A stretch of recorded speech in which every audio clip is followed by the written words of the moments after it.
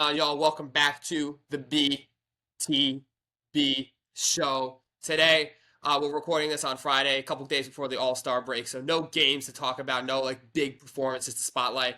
But we are going to talk about the NBA taking a harsh stance on quote-unquote overt tanking, because apparently you can covertly tank and that's fine, but once it gets over, they draw the line.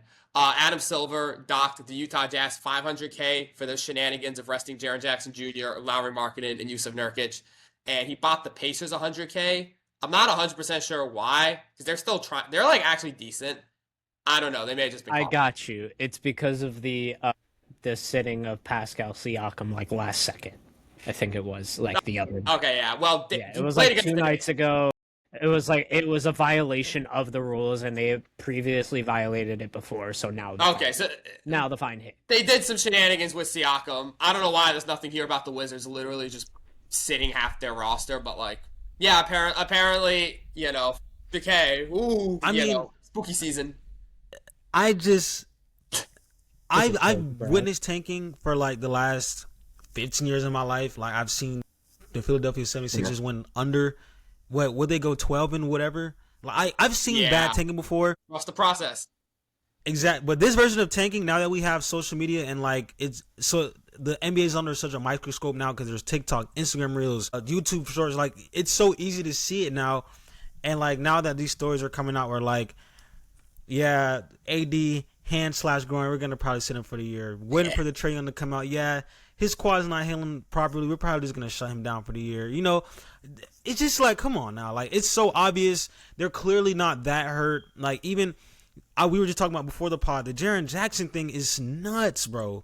Bro had 22 points in 3 quarters, and then you sit him for a whole 4 minutes restriction, and then they get fined $500K, and now Jaren Jackson is going to miss the rest of the year with an underlying knee injury. Why would you do that? Was nowhere near in the physical. That would have came out. That would have been a story. How'd he pass the physical if he's got this underlying knee injury? Exactly. Remember, they caught Mark Williams. They're looking at guys' physical. Kobe White, the Charlotte Hornets saw that he had a capture in his physical, so they took one of the second-round picks from the Bulls. It's clearly tanking. It's bad. How obvious it is now. The league is actually doing something about it. Adam Silver's throwing out fines, which is valid. And then that we just talked about the other night, the Cavs versus Wizards on Tuesday night. It was an 8-point game going into the fourth quarter, I think. And then the Wizards starters just didn't play for the rest of the game, and they lose by 34 points. So I don't know how the league can put makeup on this or make it better, unless they do what they did last year with the lottery and how the Mavs ended up getting a good pick, but they weren't quote unquote tanking. They had the 10th best odds to get number 1 pick, and they did tank though. They did tank. Yeah, they did tank. Because remember, at the end of the season, that would have been our fucking pick. That would have been our pick. No, that was 2 years ago. That was 2 years ago, Omar. You're tripping. Oh, sorry. Yes. The year to get that they drafted Lively, they tanked. You're right. But they did the same thing again last year, where after the Luka Doncic trade, and then obviously they were top 4. Then they trade Luka, they fall down. Then AD and Kyrie go out, and they were I think Kyrie went out, and then they were all right, well, there's no point in us being an 8th seed, so let's just try and fall out. And they wind up as the 11th seed, and they back their way into Cooper Flag. So that still is tanking. You don't have to be at the bottom of the league to tank. You can tank from out of the play and into the lottery. And with these stupid flattened odds, as long as you get in the lottery, you might just get a top 3 pick. All I'm gonna say is, the top 4 teams in the lottery last year were good teams, not even the bad teams. The Mavericks the Spurs are a bunch of cheaters, and I hate them. Yeah. The Mavericks are a bunch of cheaters, and the fact that they want to ruin their fucking franchise, and this is a side note, by the way, over goddamn casinos, and Dallas is not letting them, and that's part of the reason why they want to move out of Dallas, and all this stuff that they've been talking about. This is the ownership. This is why Mark Cuban wants to buy it back with a private group. I'm telling y'all. This is why he wants it back, because they're trying to ruin it. I mean, I'm not going to lie. The NBA, they can stop tanking. They got to penalize teams. How $500K this past week, it's got to be more extreme. You got to start taking picks or lowering odds. Yeah. I think that's the only thing that could save it, and Adam Silver is not going to do that because he's not a strict commissioner at all. Nope. I'm not gonna lie, that Isaiah Stewart suspension, 7 games is kind of strict. But besides that, he's not. 4. He got 4. He was the Haymakers, and he got 4. But he did get mushed in the face first. You know what? You know what's the real? You know what's the real joke? The real joke is Jalen Duren for 2 freaking games. That's the real joke. He did do the mush. After that, he didn't do anything. Yeah, but you have to consider that he literally started. He started the malice. If you don't smush the man's face, you're in a different situation. You could like 8 and throw Stewart out for 15, and like no one would care. Yeah. And I'm not gonna lie, this is the only time where I'll ever highlight Draymond saying something actually pretty good in this situation. You don't smush a man's face like that. That's equivalent to spitting on them. You can't do that. But it's that same. It's like the step below. But I think spitting is the worst thing possible. Insanely disrespectful. It's true. It goes spitting, open hand slap, then a mush. No, I think that is worse than an overhand slap.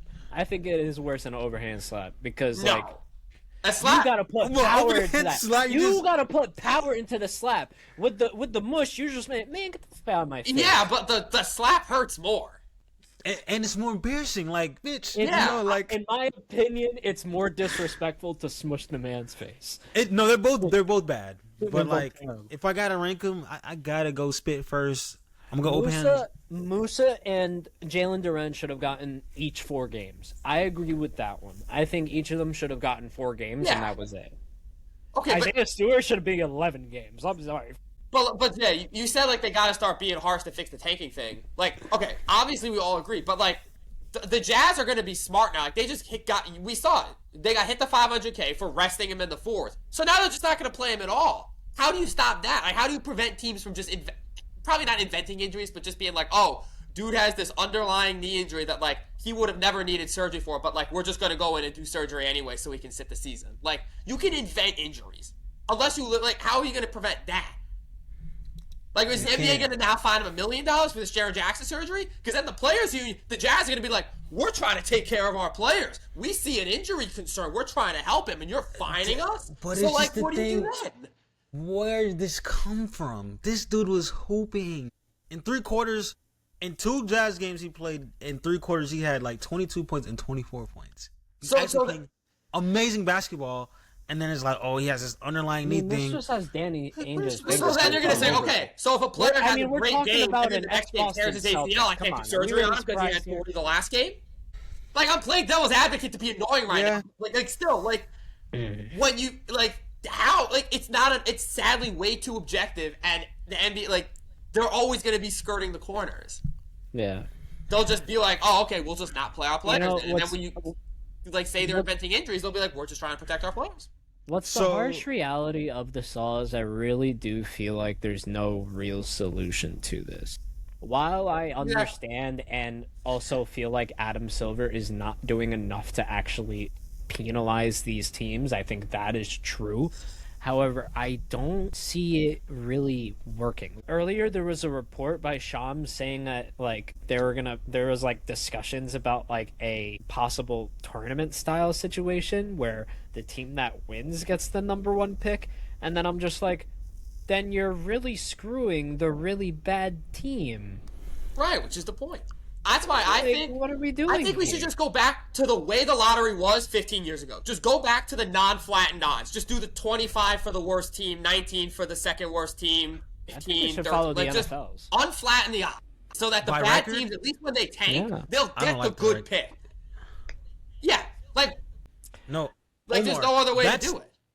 No offense, Omar. That's probably the worst thing the league could do. Okay.